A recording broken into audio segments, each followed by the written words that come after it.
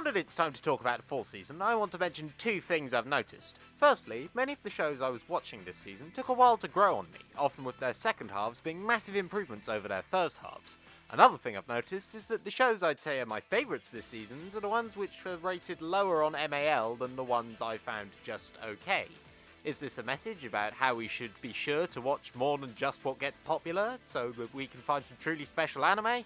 No! It's a failed means of trying to pad out an introduction. Here's Jujutsu Kaisen. Jujutsu Kaisen is something that should not work for me. It's a Shonen Jump title, already off to a bad start, because they're kinda hit or miss for me, but this time it's also by the same director and studio as God of High School, an anime which is 60% fights and 40% failed attempts at getting me to give a shit. However, for me, this works because the direction was one of the best aspects of God of High School. Also, MAPPA have been keeping up a streak of high-profile works as of recent, so I was quite interested. As for Jujutsu Kaisen itself, the world is interesting and the fights are really well choreographed, although I'm a bit iffy about the cast. The story centres on Itadori, who is training to fight demons alongside the other members of what I dub the Shonen Trainee Triangle, which consists of cocky protagonist, one who contradicts the protagonist and appears in all the yaoi, and girl. Given my sarcastic introduction to him, you can probably tell that I haven't exactly clicked with these characters. They're not awful, it's just that I haven't really gotten a feel for them. But there are a few characters who I'm actually really invested in.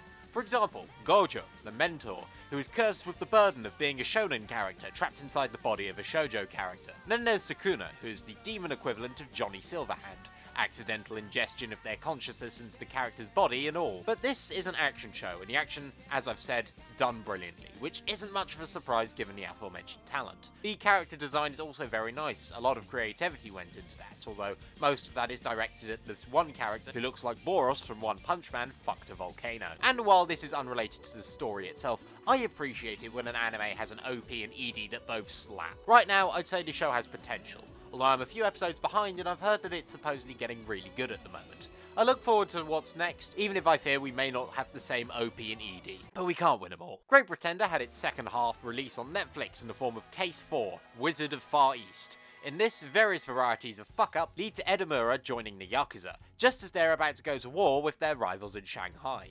With this, the backstories of Edamura and Lauren are delved into, and the stakes are higher since this time it's personal. The plot is still compelling, but I'll be honest that sometimes the revelations that it was all part of the plan do start to get a bit predictable. I'm also unsure if the ending is an ass pull or not, because where it looked like it was going felt much more believable than where it actually ended up going. But the callbacks to the previous arcs are much appreciated, and the animation, top-notch as always. It's more Great Pretender, so just more of what I said last time. This is a con man thriller done right, even if I'm not entirely sure how I feel about the ending. I feel I should preface this next section because I'm going to be using a word which I think is disgusting, and something that makes me sick to see being used so often on the internet. This is an awful word. However, I am warning you of this because when discussing Tonikaku Kawaii, I have to use this word, whether I like it or not. Tonikaku Kawaii is a show that I can only describe as wholesome. Listen, I'm sorry, I'll put out an apology video next week. The plot is that Yuzaki Nasa is a boy who was saved by a girl who vanishes into thin air. He promises to get married to her, so when she shows up years later, they get married.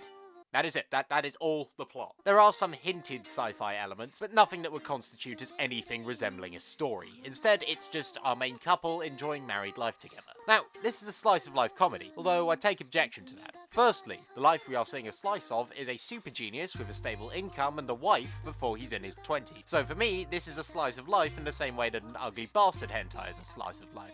That is the first and last time you'll be hearing an ugly bastard hentai being compared to this. And the comedy isn't this show's strongest aspect, with the funniest episodes being episode 1, because of the general absurdity, and episode 11, because the idea that they would rather play Street Fighter V or the original Street Fighter over the hundreds of versions of Street Fighter 2 that are out there is a very good joke. But it's not funny, so why was I hooked? It's because our couple are just fucking adorable to watch. It filled the cold, hard void in my heart that I didn't even realise was there to begin with. If you want something comfy, you have no better options this season. Just watch it. It's cute.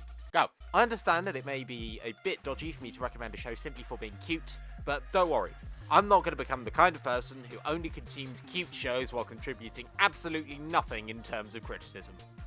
So anyway, let's talk about Love Live. Nikigasaki High School Idol Club is another installment of Love Live. Does it present any differences from the other series of Love Live? Well, yes it does. There's fucking 10 of them this time. This is my second experience with Love Live, as I've also watched the first season of School Idol Projects. I'm not particularly immersed in Love Live, so by watching Nikigasaki's second, I might technically be part skipping here. But nonetheless, I actually really like this specific series, although, like my experience with School Idol Project, it took me a while to get a feel for it. The idols here are a group of solo acts, and so this means that most of the characters get a chance to shine on their own, and the music feels a lot more varied. By having each episode focus on only one or two characters, it means the show can distract from how there is very little overarching plot. Yeah, while School Idol Project had the threat of the school closing down, Nikigasaki Idol Group appeared to have been given a blank check and the kind of internet exposure that most people would sell their dignity to get. The two lead characters have a very sweet dynamic, although everyone seems to have settled on naming Rina as best girl, or as I call her, Lolly Snake.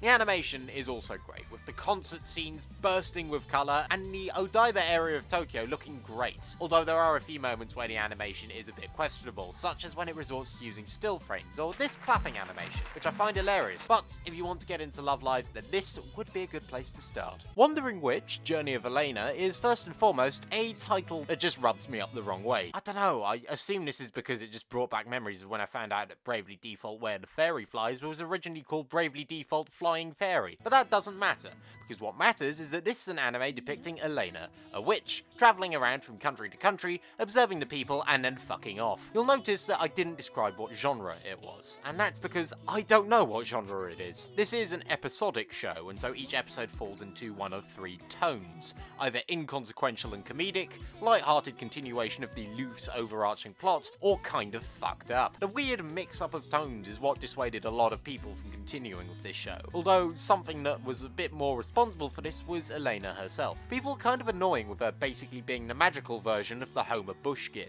At first I personally was okay with this, since it meant she didn't have to go around solving everyone's wrongs in a way that would make these situations lose a lot of their moral ambiguity, but by the third time she was pulling this, I was a bit frustrated. Thankfully, that was before this show's latter episodes, where Elena has much more of an active role in the plot, and the show has the balls to call her out on some of her past flaws. The aforementioned weird mishmash of tones was something that the show managed to sort out, with the fucked up episodes putting their foot all the way down on the gas with how much they were going to show, the wider cast appearing more often in the overarching plot episodes, and some of the comedic episodes actually getting a good laugh out of me. Especially the one episode where the entire premise is that a village wants to be stepped on by a cute girl. That's some relatable comedy right there. And all of this is backed up with great animation. Studio C2C really put effort into everything. The character design, the feet, the backgrounds, the feet, although maybe some of the magic spells could look a bit better.